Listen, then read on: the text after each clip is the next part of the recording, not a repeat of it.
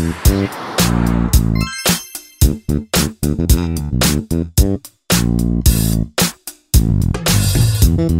pemirsa setia The Spin Doctor, kali ini kita akan melakukan diskusi daring atau online karena situasinya tidak memungkinkan buat kita kumpul-kumpul ya.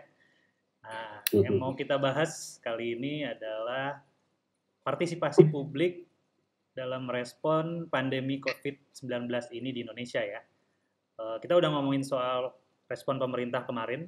Kali ini kita mau tanya nih Om Hamid dan Om Adit, kalau partisipasi publik itu sejauh ini seperti apa sih dan yang diharapkan seperti apa juga? Silakan Om Hamid. Baik, Assalamualaikum warahmatullahi wabarakatuh. Om Robi, halo. Halo. Halo, kemudian juga ada Om Adit. Halo. Udah ada Om Johan dan ada Om Sam. Halo. Halo, Hamid. Halo Om Sam. Oke, ini rame-rame kita dan kita berpencar ini. Saya ada di Kecamatan Kelapa II, Kabupaten Tangerang, dan ini kecamatan yang sudah 2 orang menjadi suspek corona ya, yang diumumkan oleh Gubernur Banten kemarin. Jadi agak berbahaya juga keluar rumah di daerah sini. Nah, pertama saya mau ngomong soal dinamika yang terjadi soal pandemi coronavirus. Jadi memang sudah dalam beberapa waktu ini pemerintah menghimbau kita semua untuk menahan diri untuk tidak keluar rumah. Dan kalau kita bisa lihat, ada yang memang betul-betul mematuhi dalam bentuk memang bekerja dari rumah, atau anak-anak belajar di rumah, atau kemudian juga pokoknya beraktivitas di rumah. Tapi nggak semua bisa begitu, karena ada orang-orang yang memang harus keluar rumah untuk bertahan hidup, mulai dari pekerja harian, karyawan supermarket, sampai penjual makanan yang harus keliling begitu. Jadi memang ini hal-hal yang memang juga belum bisa kita kontrol sepenuhnya. Dan kalau saya boleh menilai, memang seperti yang terakhir didiskusikan di kanal ini, pemerintah memang masih belum mampu berkoordinasi sepenuhnya dan belum mampu untuk mengontrol situasi, sehingga memang kalau kita lihat di beberapa tempat situasi masih seperti biasa-biasa saja, orang masih bertemu satu sama lain, apalagi tempat-tempat wisata di beberapa tempat malah jadi rame gara-gara libur corona, kayak di Pantai Carita ya, rame beberapa waktu lalu. Nah, ini juga bisa jadi kita masih akan menghadapi persoalan ini lebih lanjut. Nah, hal lain yang mau saya sampaikan di sini adalah bahwa pemberian informasi kepada publik juga memang sekarang sudah lebih baik, tapi belum terkoordinasi dengan baik. Saya mau tampilkan beberapa hal, misalnya begini. Oke, sebentar. Oke.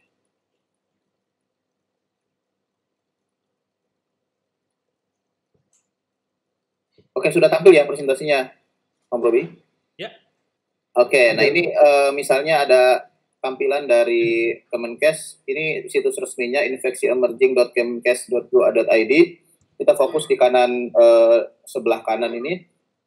Ini datanya masih data yang tidak real time ya.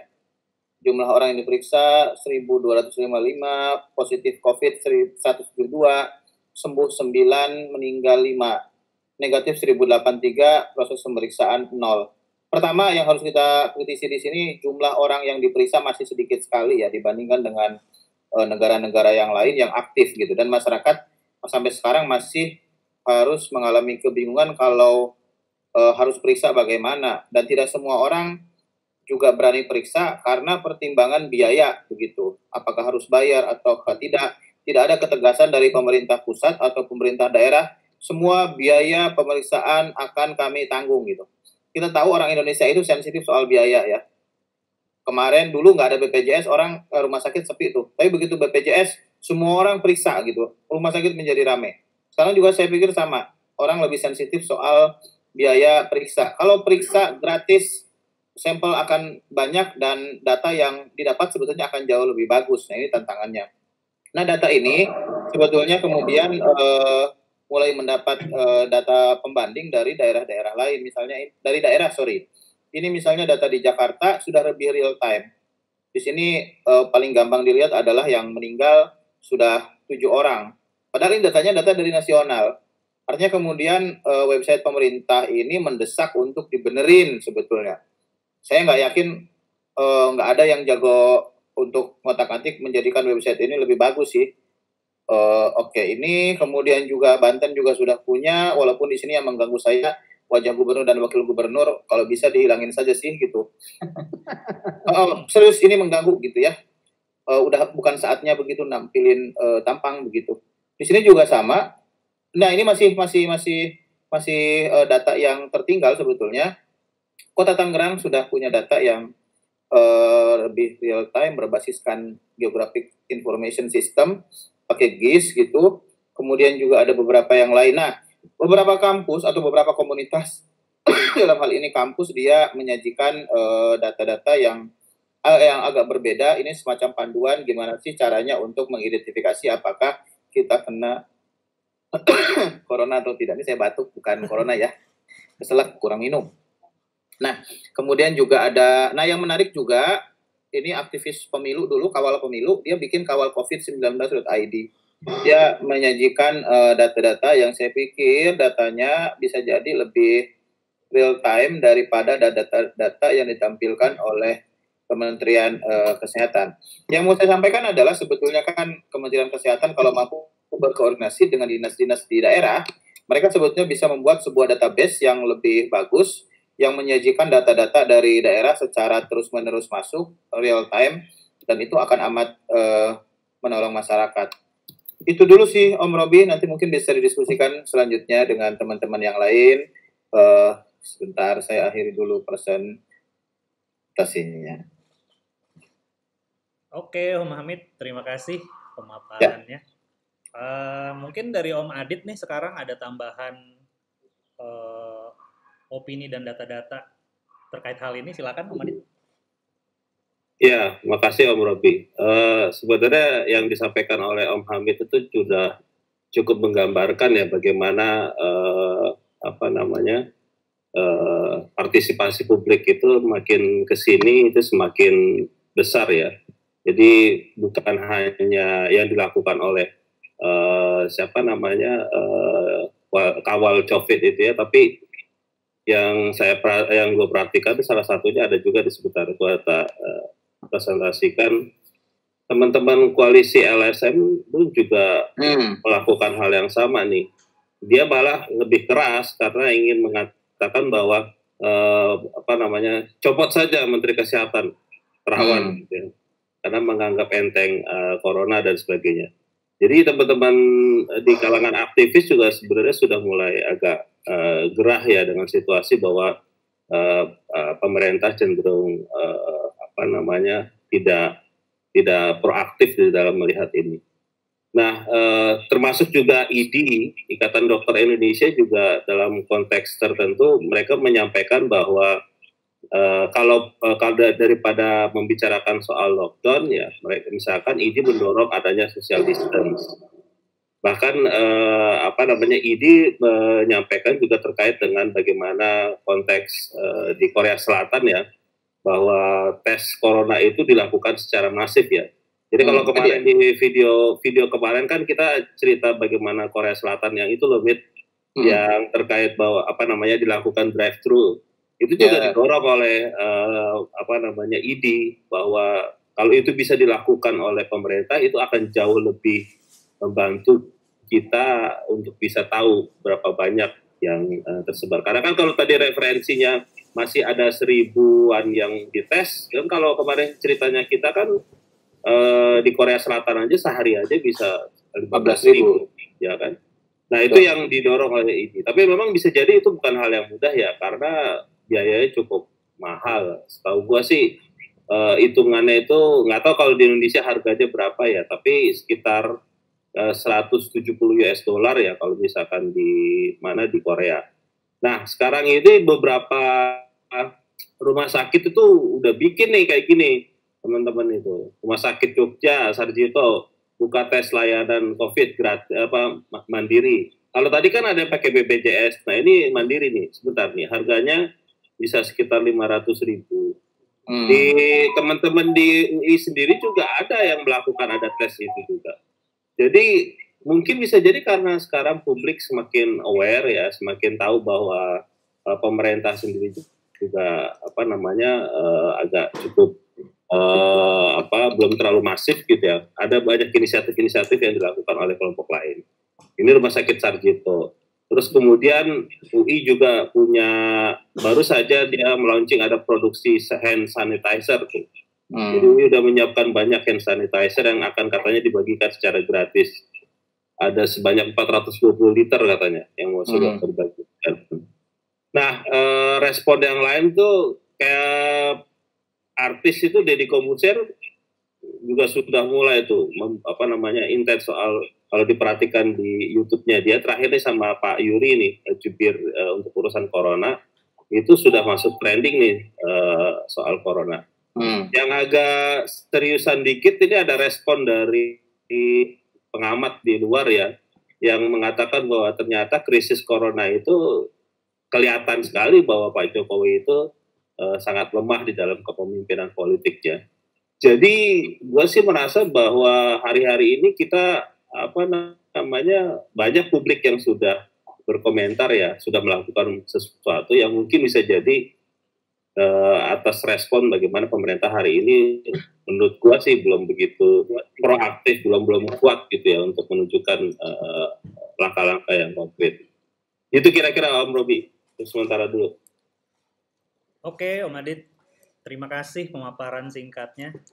Jadi menarik juga ya kalau melihat bahwa akhirnya masyarakat pun merasa harus turun tangan juga gitu ya. Karena kelihatan pemerintah keteteran, tapi juga di satu sisi mungkin kita juga mengerti kenapa bisa begitu. Nah, sekarang dari Om Johan, ada nggak sih Om contoh-contoh inisiatif lain dari publik yang menarik nih, yang mungkin bisa kita tiru juga dengan situasi kita masing-masing? Monggo, Om Johan. Oke, Om Robi, terima kasih atas waktunya. Sebetulnya sih ada hal yang menarik sih ketika tadi ngomongin partisipasi publik ya. Karena di negara seperti Korea Selatan, itu artis-artis Koreanya tuh pada kesit-kesit gitu untuk nyumbang. Sampai fans-fansnya itu ketika mau ngasih refund tiket, mereka bilang, nggak usah, kita nyumbang aja buat COVID-19 penanganannya gitu. Jadi sekarang giliran gue present dulu nih sebentar. Oke. Ini artis Korea, dia mau nyumbang banyak banget miliaran sampai film terakhir sutradara Parasit ya. Jadi kita nyumbang juga. Jadi gue pikir ini juga bisa menggerakkan teman-teman di kita ya, bahwa mereka juga bisa ikutan menggerakkan publik supaya ikut berpartisipasi. Kalau di Indonesia ini kemarin udah ada Mbak Nikita Mirzani juga ikutan. Nyai nih nyumbang nih untuk COVID-19. Mantap, Nyai. Terus ada lagi Mbak Melani Subono juga ngajakin bagi-bagi masker. Oke, selain itu juga yang sebetulnya ternyata itu transportasi itu juga udah siap tuh sebetulnya. Kayak contoh nih waktu awal-awal itu malah Transjakarta tuh tanggal 3 aja tuh udah bagi-bagi sanitizer di 80 halte. MRT juga sama. Sebentar. Ini yang Transjakarta, ini MRT ya. Sebentar. Mereka udah bagiin hand sanitizer di semua stasiun. Sampai sektor swasta pun ikutan tuh. Bluebird nyiapin di unit mobilnya. Dan yang terbaru sih kalau nggak salah Grab itu ngasih fasilitas tanpa kontak. Jadi kalau kita mesen makan itu si driver akan naruh bisa di pos satpam atau di depan rumah, di meja dengan fasilitas GrabFood pengantaran tanpa kontak. Jadi sebetulnya sih banyak semacam fasilitas swasta itu udah menyiapkan untuk pelanggan-pelanggannya supaya lebih bisa tidak perlu ketemu kontak dan lain-lain dan mengantisipasi COVID-19. Namun yang menarik itu kadang-kadang kalau di grup WA grup itu kan banyak sekali info-informasi yang sebenarnya nggak valid. Tapi yang menarik tadi pagi adalah ada satu dokter, dia berumur 80 di Geraha Kedoya dan saya lihat ini cukup viral juga. Ini beliau dokter namanya dokter kalau nggak salah Handoko di Geraha Kedoya. Nah, terus juga ini kan kita bisa menggambarkan bahwa ternyata pahlawan garda terdepan itu adalah pahlawan tenaga kesehatan nih, yang harusnya disupport abis-abisan nih. Gitu. Itu aja dulu kalau dari saya. Untuk sekarang Om Robi, kembali ke Om Robi. Oke Om Johan, terima kasih.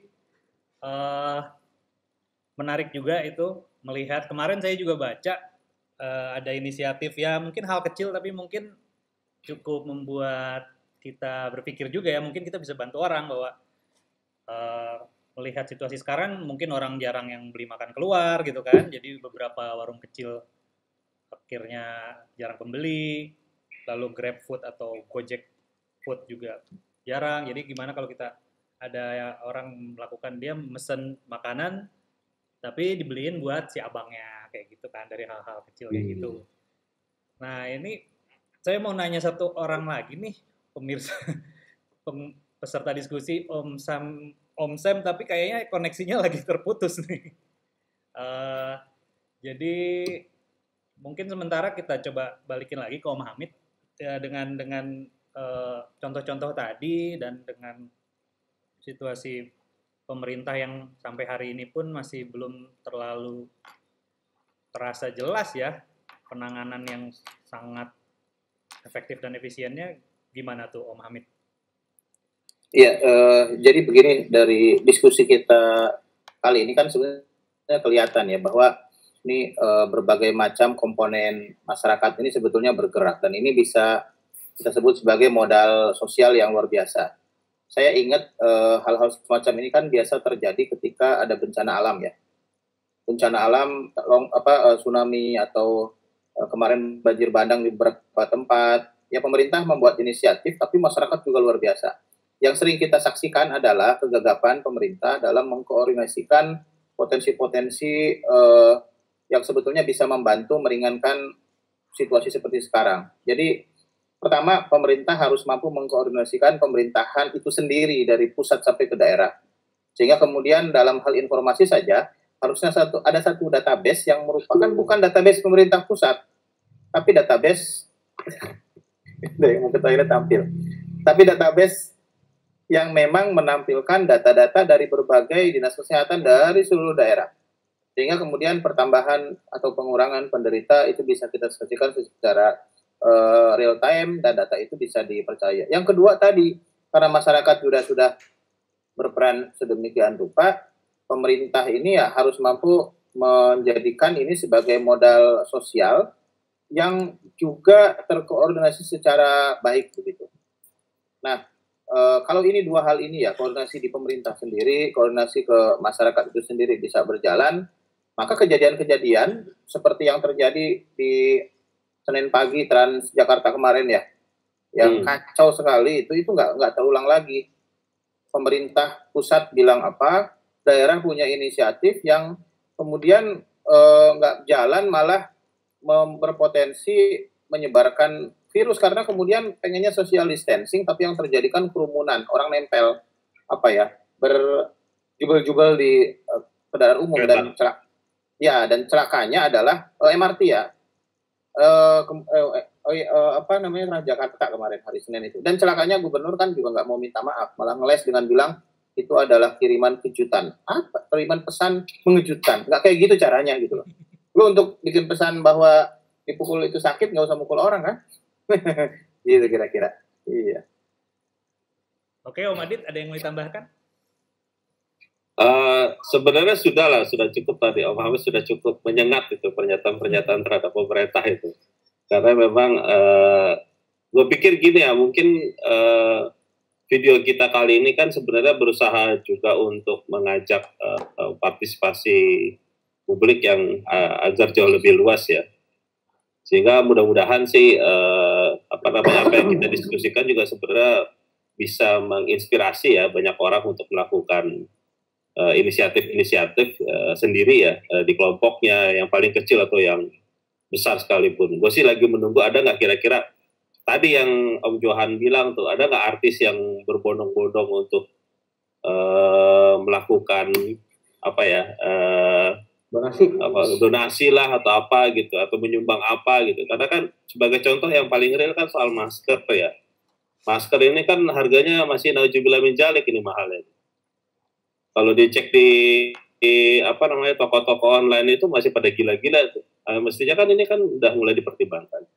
Jadi ya mudah-mudahan ini diskusi kita jadi inspirasi agar ada kelompok-kelompok atau siapapun yang mau melakukan inisiatif agar kita mau bersama-sama. Jadi nggak sekedar mengatakan bahwa pemerintah yang menjalankan kewajibannya, tapi pada sisi yang lain partisipasi publik juga pasti akan dengan sendirinya akan jalan juga gitu. Karena kan semua pengen berbondong-bondong untuk menyelesaikan penyebaran wabah corona ini gitu. Itu Bro.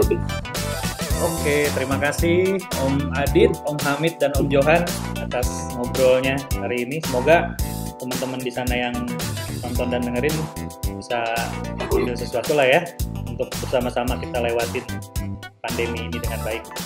Oke, sampai di sini dulu. Sampai jumpa di episode berikutnya The Spin Doctors. Terima kasih. Terima kasih. Sama-sama.